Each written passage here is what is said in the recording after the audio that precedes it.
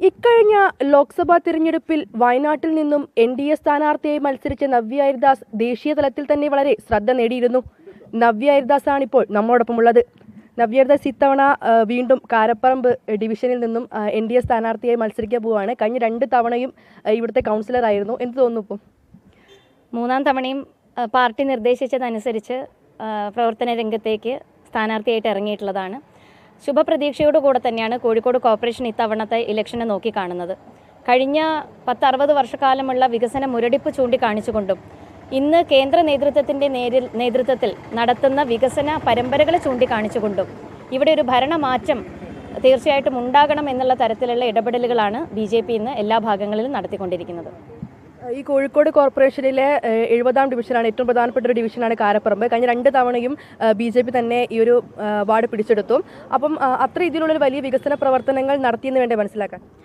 തീർച്ചയായിട്ടും കേന്ദ്രാവിഷ്കൃത പദ്ധതിയിലൂടെ നടപ്പിലാക്കിയിട്ടുള്ള ബോക്സ് ഡ്രെയിനേജുകൾ 2 ഭാഗങ്ങളിലായിട്ട് കോടിക്കണക്കിന് രൂപയുടെ ഡ്രെയിനേജുകളാണ് കൊണ്ടുവന്നിട്ടുള്ളത്.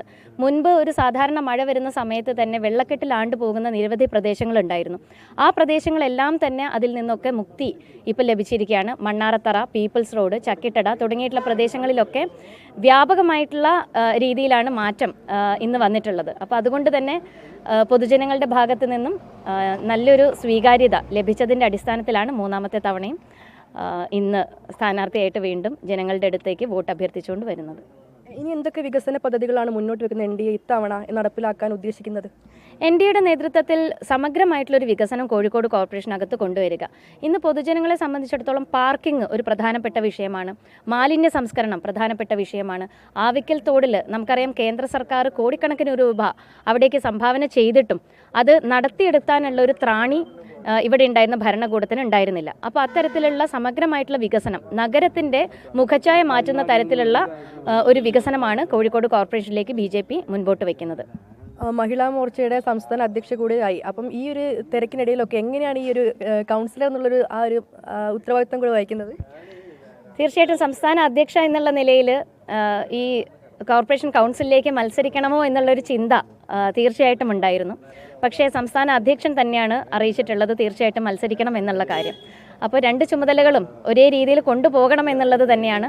പ്രത്യേകിച്ച് BJPയെ സംബന്ധിച്ചിടത്തോളം ഇന്ന് കോഴിക്കോട് കോർപ്പറേഷനിൽ കഴിഞ്ഞ ഇലക്ഷൻ വരെ 7 കൗൺസിലർമാരെ മാത്രമാണ് നമുക്ക് വാർത്തെടുക്കാൻ സാധിച്ചത്.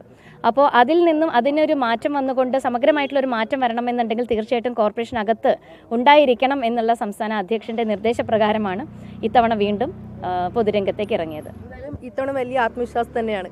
തീർച്ചയായിട്ടും. എന്തായാലും ഇത്തവണയും കാരപ്പറമ്പ് BJP തന്നെ വരുമെന്ന വിശ്വാസത്തിലാണ് നവ്യ അയ്യർദാസും. ക്യാമറാമാൻ ശ്രീജിത്തിനൊപ്പം വർഷ ഗിരീഷ്, അമൃത ന്യൂസ്, കോഴിക്കോട്.